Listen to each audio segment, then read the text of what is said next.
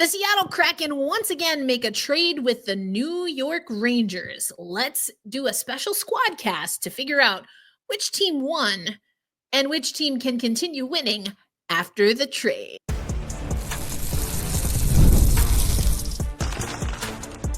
You are Locked On Kraken, your daily podcast on the Seattle Kraken, part of the Locked On Podcast Network, your team every day. All right, so let's go ahead and kick off this very special crossover edition here today. This is John Chick with Locked On New York Rangers, joined by my good friend Erica L. Ayala of Locked On Seattle Kraken. And Erica, we've seen our team strike a couple of deals recently. We had the Wenberg trade last year, and just a couple of days ago now, we have the Rangers sending Kaapo Kakko to the Kraken in exchange for Will Borgen, a third-round pick and a sixth-round pick. And so right off the bat here, I think from the perspective of Ranger fans, we weren't too surprised that this happened once we saw that Kaapo Kakko had been a healthy scratch. The writing was kind of on the wall. But from your perspective, seeing Will Borgen get traded, was this completely out of left field, or was this something that, maybe you could see happening and made some sense when it did happen? Yes. I mean, I think that we have been talking on Locked On Kraken basically since last offseason, so like a year and a half, that something needed to happen to revitalize the Seattle Kraken roster. I personally had never been super high on Will Borgen. I will say that I think that he has improved, and it just was becoming evident. And I actually was able to ask Ron Francis this question: why Will Borgen for a forward? And it just, with the extensions that we signed, so we extended Adam Larson going into this season. We extended Vince Dunn. We brought in Brandon Montour. And for Will Borgen, who again has continued to raise his stock, knowing that he's going into, a UFA year, it was kind of like the writing was on the wall.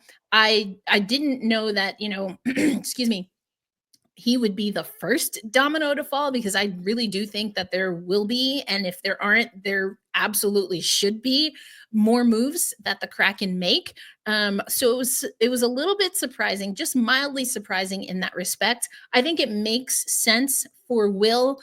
Seattle does a good job, at least in packaging, that they have conversations and are thinking of the player when they make trades, which I think players really appreciate. I say that just because I think there's always a part of players might not always feel great about being traded, but it did seem, again, from the conversation that I had, or the question that I asked Ron Francis. Ron, you talked a little bit about Will just now. I'm just curious if you can talk us through, what conversations you had with him, given the trade, but then also, what does this mean for the decor that's here, and what's the vision moving forward? Yeah. So, I mean, Will, anyone that got to know him, just a terrific kid, terrific player. And we had the conversation. I wanted to do it face to face. So we met yesterday and had a conversation. The timing there's never ever a good time for this. I mean, today's his birthday, and so you're wishing him a happy birthday and a Merry Christmas, and you're telling him he's been traded. But opportunity wise for Will, I think he understands this is a good chance for him as well. So that part went fine. The short term, Josh Mahura will jump in. He's played well for us in the games he's been in, especially with Vince Dunn out for 6 weeks earlier in the season, and so he'll jump in and play with Riker on the right side. That this was a conversation ongoing, just seemed like the right time to make a move from Will Borgen's perspective. Of course, from the Seattle Kraken perspective, we need offense. We need big bodies. And so in that respect, knowing what Kaapo Kakko, his potential is, I think that was a good trade. I do think, and I want to ask you, and I'm sure we'll get to this on this episode, but there was just a lot going on, and there is a lot going on with the Rangers. There is a lot going on with Seattle. So I'm really going to be eager to pick your brain later on what kind of was the mindset of Kaapo Kakko when he's coming to Seattle, and if we even, just from that perspective, are a good landing spot. But just talking about the trade, it did make sense. Not completely surprising. You lose a D-man, but I think the Kraken had also put in a little bit of work with Josh Mahura to test him, to see if he could fill that spot without us feeling like we lost anything defensively. And so that's why the move was made. Makes sense. And yeah, to your point, I mean, only the Rangers, there's a lot of drama right now. Only they can go from best record in the league to win shy of the Stanley Cup final to just a complete bleep show the following season, which is basically what has happened here. But as for Borgen, Ranger fans and probably fans of all teams, really, they always want a little bit more size, a little more toughness, physicality, edge, all that good stuff, right? And yep. Borgen, big guy, 6'3", 204 pounds. And this most recent Ranger game against the Canes, he racks up 6 hits in that game. Is he a guy that can make a difference as far as, setting a tone and being that big, tough, physical defenseman that, the Rangers could probably stand to add? Because, that's something that I think that they could certainly use at this stage in the game this season. Is he that guy? Yeah, oh, absolutely. Now, I will say the Seattle Kraken, I literally just talked about this on a recent episode. We lack sandpaper, like in a big way. That being said, yes, Will Borgen is that. He can play that game. I think he also, again, I've talked about how I think you've seen the growth in his time with the Seattle Kraken, discerning when it's appropriate to play the physical style of game kind of within the parameters and going a little bit further to send a message. I think Will was the best qualified in a lot of ways to do that for the Seattle Kraken team. So I think you will get that. I don't know that he's going to go full enforcer for you. I don't know that the game is really there in a big way anymore. But when it comes down to it, yes, he's going to play a heavy game. And I don't think you lose, again, kind of like what I was saying about Josh Mahura. I don't think you lose any actual skill on the defensive end, given how he plays and teeters that line of physicality. Gotcha. So the other thing that I kind of noticed about Borgen, looking up his stats, and obviously drafted by the Sabres, he ends up on the Kraken not too much longer after that. After I think he only played about 14 games ever with the Sabres, give or take. But, he's been with you guys for the last couple of seasons there with the Kraken, and going by time on the ice, it seems to me that he's mostly been in a third pair kind of a role. Is that where you see him, like in a perfect world on a team that's going to be competitive and going to be successful? Is he somebody that's going to be on the third pairing, or do you see him as more of like a guy that could play in the top 4? Right now, for example, he is out there with Braden Schneider on the Rangers' second pairing. I think when K'Andre Miller comes back, he'll bump down to the third pairing. But is that where he's typically been, third pairing for the Kraken there? Absolutely. And, we just played the Rangers in New York not too long ago. Of course, we played the Rangers earlier in the season, and K'Andre Miller is, you kind of get a little bit of everything. I have enjoyed watching K'Andre Miller skate. I got to go to his draft. That was the first NHL draft I went to. So very high on K'Andre Miller. When Miller's back, Borgen will play that third line. I think, again, it's solid minutes. You're going to get solid game from Will Borgen. He can be effective on the offensive side. Not, I don't think, ever our strongest puck moving defenseman, but you can see that he reads the ice well. He's just a little a bit above serviceable when it comes to moving, I'd say, the puck up, but not a guy that you're going to rely on. I think he can clean things up, but again, I just really think you have a great defenseman in K'Andre Miller, and Miller will still occupy, as you said, kind of on that top 2 groupings. I don't see that changing with Will Borgen. And again, I've said it a few times, I do think that we haven't tapped the ceiling on Will Borgen yet. I think he tends to lean in some ways of just kind of going with the crowd, a more conservative approach maybe to even his own development. But I do think that with a little bit more focus, maybe just with a different group. Again, the Rangers not what we would consider necessarily a successful team right now, but I think in a situation also playing in a place like New York, you and I both know it's a different beast in all of New York sports, but especially at Madison Square Garden. So I'm really eager and I'm excited for Will to see what he will do. But yeah, squarely on that third pair, I'd say.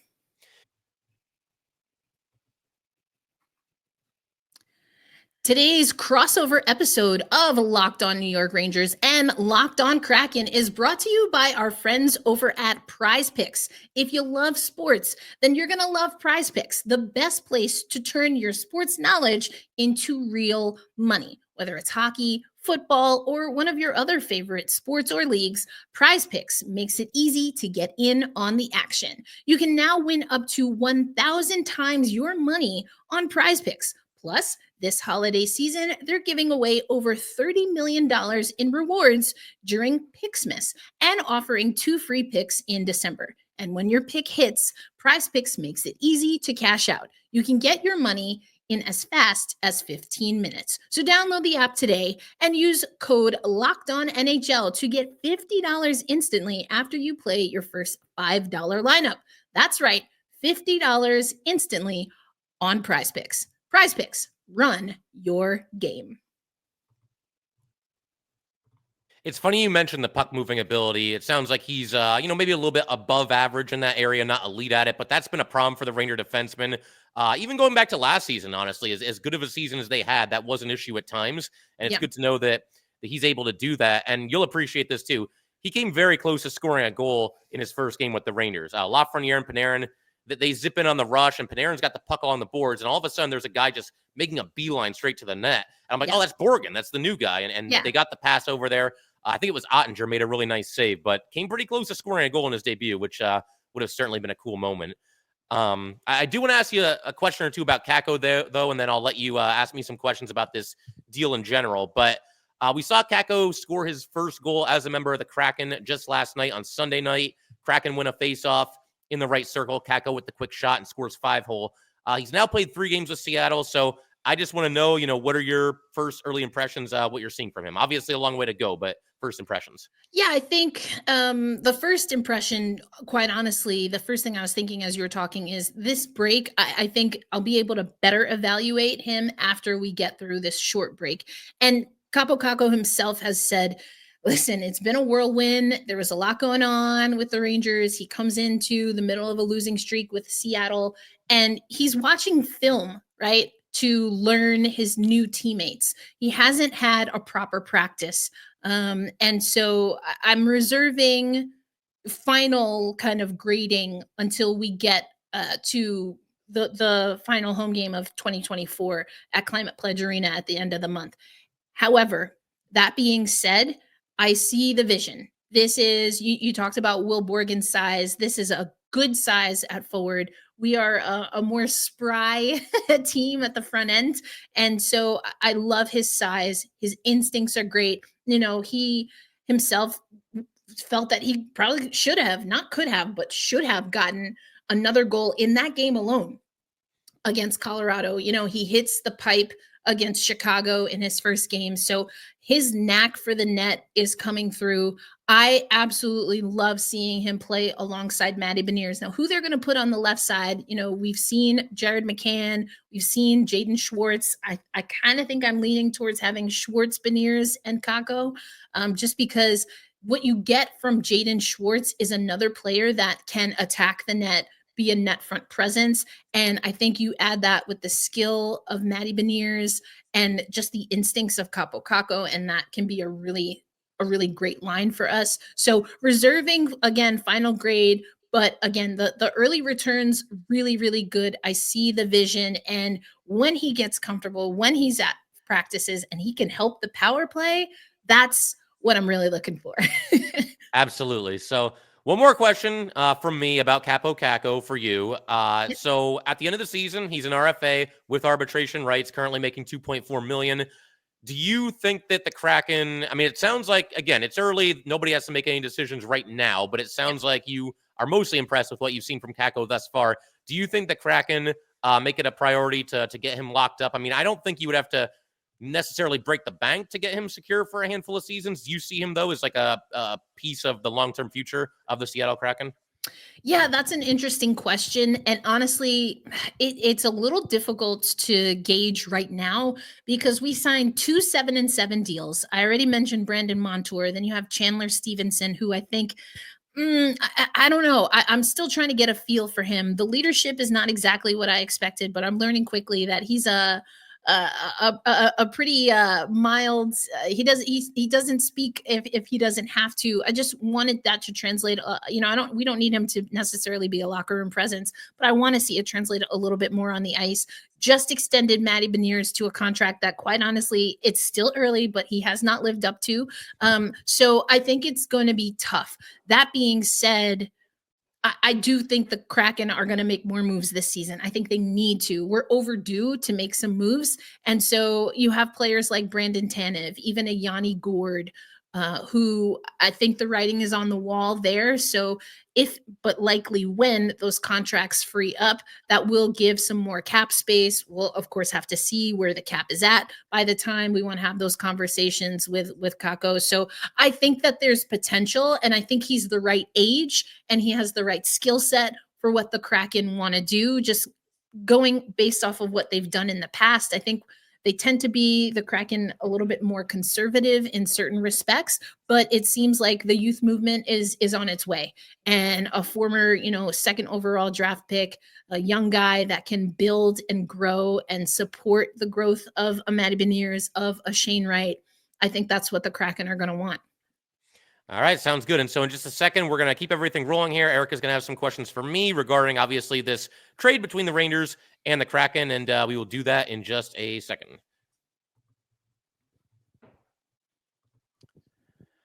All right, today's very special crossover edition of Locked On Rangers and Locked On Kraken is brought to you by our very good friends over at FanDuel. The NFL playoffs are almost here, but it is not too late to get in on the regular season action with FanDuel, America's #1 sportsbook. Because right now, new customers can finish the season strong with $250 in bonus bets if you win your first $5 bet.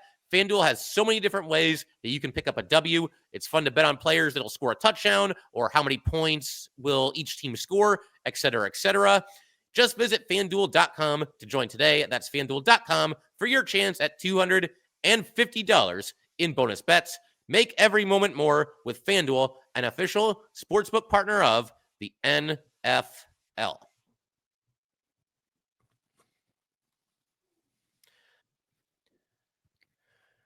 All right, we can go ahead and keep everything rolling here on this very special crossover edition of Locked On Rangers and Locked On Kraken. And Erica, I asked you a whole bunch of questions in the last section, so the floor is yours. Fire away.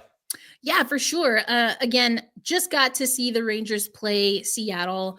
Know Kaapo Kakko and what the vision and the promise has always been of this player. But I guess the first question is, what went wrong in paradise? Playing at the world's most famous arena for the Rangers, and 2 days. I think it was 2 days between that healthy scratch and the comments to him being on the move to Seattle. How much was that really when Rangers fans knew that Kakko was on his way out? I think you alluded to it, but give us the backstory, because we've heard one thing from Kaapo. Hey, Kaapo, we'll miss you in New York, buddy. But wanted to ask you about the trade. The Rangers have sort of indicated that this trade was not connected to your comments about being scratched the other day. And I was wondering if you felt the same way, that your comments didn't necessarily lead to this trade happening when it did. Yeah, I don't know. I don't think it's because of that. I think the team was playing not well enough. A lot of good players over there. I think need to do something over there. I was kind of waiting something is gonna happen, and I knew also it might be me. So kind of waiting, something's gonna happen, but I think it's always a kind of surprise when it's gonna be you and happens fast. But yeah, I don't. I mean, those comments, I was kind of frustrated, and I was honest, and that's what I thought at the time. I mean, like I said, it's a lot of great players over there, and it's a hard decision. Who's gonna be out, and there's guys playing PK and PP, and I wasn't in both of those, so I kind of get it also. But I mean, everyone wants to play, and that's what I wanted also. He's kind of he's downplaying the comments having anything to do with the trade. Then we heard from Ron Francis. Thanks, Ron. Appreciate it. I just had a quick question about the timeline you mentioned before. You mentioned that talks with Chris sort of picked up in the last 48 hours. That would sync up with when Kaapo Kakko made those comments about having been a healthy scratch by the Rangers. Is it your understanding that those comments helped accelerate things for a trade or had any impact on them? I would think when he was a healthy scratch that Chris got a lot of calls, not just from me. That tends to be the nature of the beast in our business. And we had already started having conversations when the comments came out. So, that puts it's kind of an awkward situation, right? You got a disgruntled guy in your locker room. So, did that speed things up? It probably did. But, at the end of the day, I think Chris wasn't just going to do something to do something. So, but could have been a factor as well. Who maybe thinks it could have played a role. So what's the truth? Or at least what's your truth, John? Yeah, so that's kind of the million-dollar question right now. Exactly how did this whole thing go down and what led us to this point? Bottom line, this season, the Rangers start the year 5-0-1. Everything's great. Here we go. We're going to make another run at this thing. We've got most of our key guys back. It's time to go. It's time to play some hockey. And ever since then, basically, the Rangers have just played an atrocious brand of hockey. It's been going on for the better part of at least a month. I'd say more like 5 or 6 weeks at this point. You went through this phase where they were still winning, but it was largely due to Igor and Quick, kind of stealing games for the Rangers. And lately, all the bad habits, all the underperforming stars, it's really caught up to them. And then, obviously, it kind of hits the fan a little bit there. They're losing all these games over and over. So Peter Laviolette, throws his lines in a blender. I didn't mind that at all because sooner or later, you got to try something different. But the thing that kind of got me, and I think got a lot of Ranger fans as well, is that, you look at the lineup and, somebody's not there. Oh, it's Kakko. Why is Kakko the healthy scratch? Now, I'm not going to make it sound like Kakko was having this phenomenal breakout superstar season because he wasn't. But when you look at what's gone on in the last month or 6 weeks or however long it's been now, and you look at the guys that are going out there and consistently giving you a, consistent and, big time effort, Kaapo Kakko is at or near the top of that list. There's guys on this team, underperforming stars, a lot of guys that wear letters, that there's games where you barely notice they're out there. Looks like they don't even want to be there. Kakko, as far as his offense is concerned, the well kind of run dry down the stretch here before that trade was made. But if you look at his line, and he's typically out there on the third line with Philip Hedl and Will Cooley, that's been, or it was, the Rangers' most consistent and hardworking line all season. And even when that line wasn't scoring goals, they were still having quality shifts. They were still spending pretty much the majority of all their shifts in the attacking zone. And they had outscored opponents 13-2 this season. So, again, it's not like Kakko had been playing superstar world-class hockey, but that doesn't sound like the resume of a guy that deserves to get scratched. And so that's what, again, kind of got to me. It got to other Ranger fans. We didn't think that Kakko should have been the odd man out. And even though Kakko is, fallen short of expectations as the former number 2 overall pick, as far as offense is concerned, the fact that he does do a lot of little things well, and the fact that a lot of Ranger fans still have his back in spite of the lack of offense, I think that gives you an idea of, the kind of player that he is and the kind of effort that he brings on most nights. Yeah, it's been interesting. I posted the media availability when Kakko did his Zoom availability, because he also spoke in the locker room that day. And Rangers fans flooded to that video in, as you said, support. And so it's so interesting because some of what you're describing, I think, also describes what's happening with the Seattle Kraken. You talk about lines in a blender. Now, I will say that the language that, at least from someone who is from New York, but not in New York and is covering the Kraken, the way that the Rangers were talking about that healthy scratch versus what we've heard from Kraken camp, where we have made our last year's All-Star, Oliver Bjorkstrand, has been a healthy scratch. Ty Cartier has been a healthy scratch. Shane Wright had 3 games where he was a healthy scratch. And Andrei Burakovsky, who, quite honestly, among that list, I think deserved it the most, has also been a healthy scratch and has now played some fourth-line minutes since Kakko has come. But I think what we've been hearing is this is a reset. With Shane Wright, that looked like literally being with the GM and looking at games, talking through things, saying, "Hey, you came in like a strike of lightning in training camp. We lost a little bit of that. Let's get it back." That's what we're hearing from Seattle. Yes, some of it, for especially for some of the elder statesmen, the veterans, it has been a message, but it's one healthy scratch. It's a conversation beforehand. And it's like, hey, just reset and then we'll get you back out there. It sounds like maybe there is a little bit more going on with the situation with Kakko. So I say all of that because I'm curious if and when that is something we do have to do a quote unquote reset, as our head coach Dan Bilesma says with Kakko. Just what is your feeling on how he will react to it? And maybe does it depend on how it is communicated? Yeah, I think it does. And look, nobody wants to be scratched. Everybody wants to play. They want to go out there and play big minutes and hopefully contribute to their team winning a hockey game. This isn't the first time that Kakko has been a healthy scratch. There was one time in the playoffs a couple of years ago. They're playing the Lightning in the conference final. He was actually a healthy scratch for game 6, which I didn't like that at all, especially when like Dryden Hunt is taking his place. Nothing against Hunt, but I didn't see him, scoring a hat trick in that game, so to speak. So, right. But yeah, I mean, I think it's one of those things where in the past, he has responded positively to being a healthy scratch, and he's come back strong since then, and he said all the right things. I think this most recent one, though, and it goes back to what I was talking about. Kakko is one of the few guys that during this bad stretch is going out there and giving you an honest effort every single night, and he knows he's doing that, and he's watching his teammates out there and just kind of, lollygag their way through shifts and just kind of drift around on the ice until their shift is over. And I'm sure at a certain point, like, it gets to you. It's like, how am I the scapegoat of this whole thing, right? Yeah. So I think this most recent one was just kind of the straw that broke the camel's back. And like I said, I don't think it was the right call for him to be singled out like that and him to be, basically scapegoated is the word that I would use. Yeah, and again, hearing his original comments, he also felt that maybe him being one of the younger guys had something to do with it. And so I wanted to get your thoughts there, because I think he's not entering a situation where anyone really, because of how the Kraken are playing, is guaranteed to play minutes that they feel they should be playing. I mean, it's like you said, lines in a blender for sure is where we are with the Kraken. So it's good to hear that. I think he can be reasonable. It just seemed like there was a lot going on. And again, one of the quotes he said is, I needed this. I needed a fresh perspective. And so hopefully, again, on the other side of this break that we'll have this week, we'll see a little bit of what that is. All right. I hope you enjoyed my conversation with John Chick. I know I really enjoyed getting to know a little bit more about Kaapo Kakko. I especially enjoyed hearing John's question as to who the good line mates might be for Kaapo.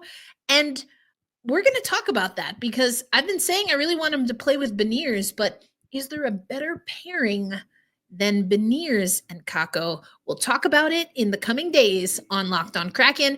Until then, it is Christmas Eve. If you're watching this on the day we debut it, Merry Christmas to all who celebrate. Happy Hanukkah. We've got Kwanzaa coming up, and of course, the New Year. So wishing you and yours just a happy and safe, healthy holiday season. Be kind to yourself. Be kind to others. Hold fast, stay true, and let's go Kraken. I'll catch you on the next episode. Peace out, everybody.